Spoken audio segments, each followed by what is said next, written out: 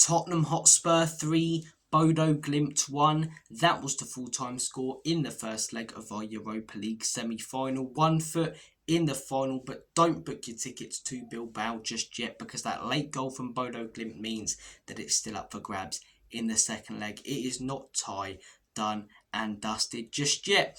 I thought for the most part it was a really positive performance from Ange Postecoglou's Spurs side. The last few months, as I say, I've been coming on doing these match reactions and it's been mainly negatives, but it's been that one positive that I've been holding on to, as I say, to try and give me a little bit of hope. This time round, it's mainly all positives, but there's that one negative, as I say, that one thorn in my side of Bodo Glimt scoring that late goal that I just can't get out of my head, because we were so close to killing the tie off. Look, it's advantage Spurs heading into the second leg, a good advantage as well, a 2-goal lead.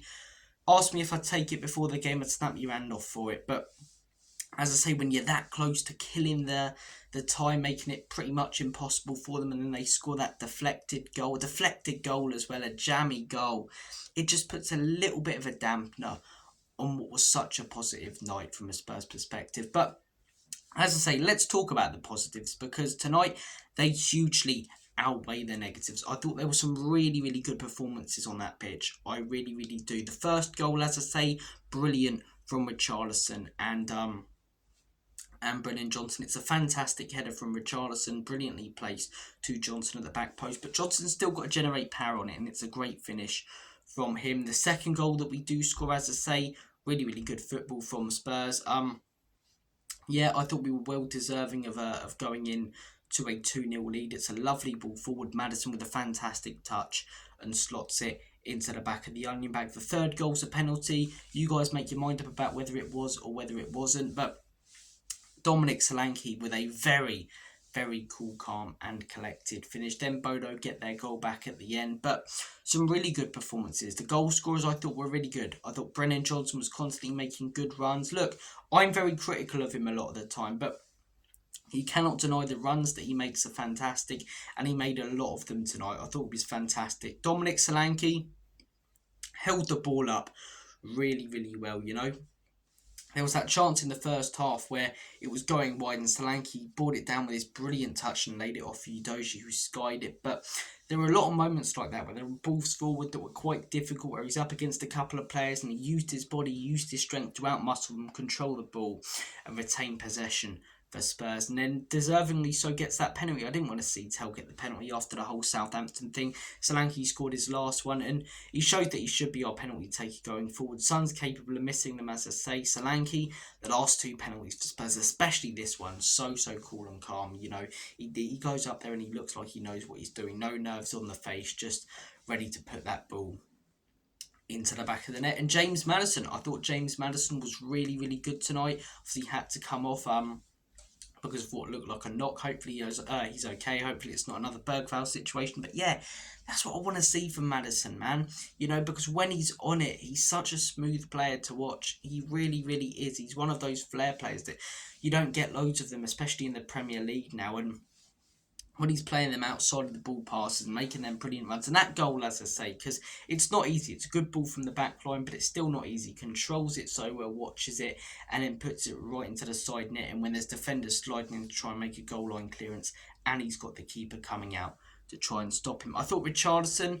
his best performance in a Spurs shirt, I'll come out and say he's had games where he scored more goals, scored 2 or 3 goals, but an overall performance tonight, he was fantastic. Didn't score, but he was making good runs. He was getting involved. He was showing strength. He was showing that he's capable, as I say, of playing at this level in the European semi-final. And credit to him. A lot of these players who I've criticised this season, I'm not going to be one of these people who will try and find the slightest negative and focus on it tonight, because there are so many positives coming out tonight, and a lot of these players stepped up tonight. Whether you think Bodo Glimt are fantastic or not, you can play what's in front of you. That's all you can do, and the players did tonight, and the manager got it tactically bang on. You will know my opinion on the manager, but that's a video for another day, and there's countless videos like that on the channel. Tonight, tactically, got it bang on. Bodo Glimt style sort of plays into our hands. They are a team that does press high. Maybe it's going to be different when we do travel to Norway, because they've got their fans behind it, but they pressed high and Ange Postecoglou got the team to play out. The wing backs were a lot more wide.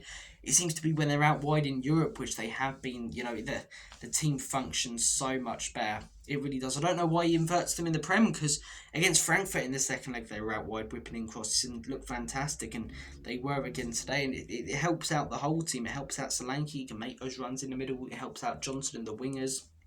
I think it just leads to a better team performance, not inverting the wing backs. What I did like as well, we weren't forcefully trying to play out from the back every time. There was a few times where we'd win it off Bodo Glimt when they were pressing high. Romero, Van der Ven, Poro Udoji, Bentancur, whoever it was, would pass it back to Vicario and he'd go long. I've been crying out to see that. It took until the 84th minute at Anfield to play a long ball. So it was great to actually see just some game management like that, winning the ball off them, heading it back to the keeper. And if you can't do that, if they're pressing, no need to risk it. We're 1-0 up, or later in the game we're 2-0 up, or at one point we're 3-0 up. Go long.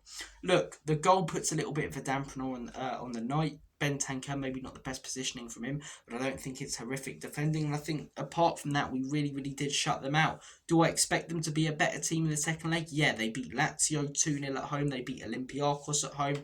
They've lost every game so far in the knockout phase of this competition away from home, but at home they've won every game, so they will be up. But we've got to, as I say, put in a similar performance to what we did at Frankfurt. If we hadn't put in that Frankfurt performance, considering we're 17th, I'd be worried. I'd be worried about the history of Spurs. It's the history of the Tottenham, in the words of Bonucci, crumbling like a chocolate digestive when the pressure is on and when crowds are against you. But I do think going to Frankfurt with a raucous atmosphere like that and getting a 1-0 win, it gives me confidence that we can reach Bilbao. It looks like Manchester United are there. Hopefully we can join them. 1 foot in the final. But as I said right at the beginning of the video, don't book those tickets just yet. Lots of positives, as I say, tonight. I want to hear your thoughts and opinions on the positives and the negatives, but on the game.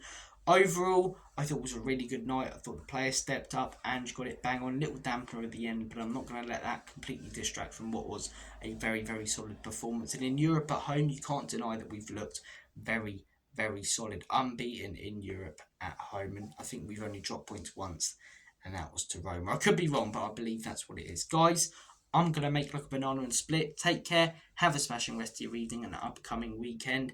And as always, come on.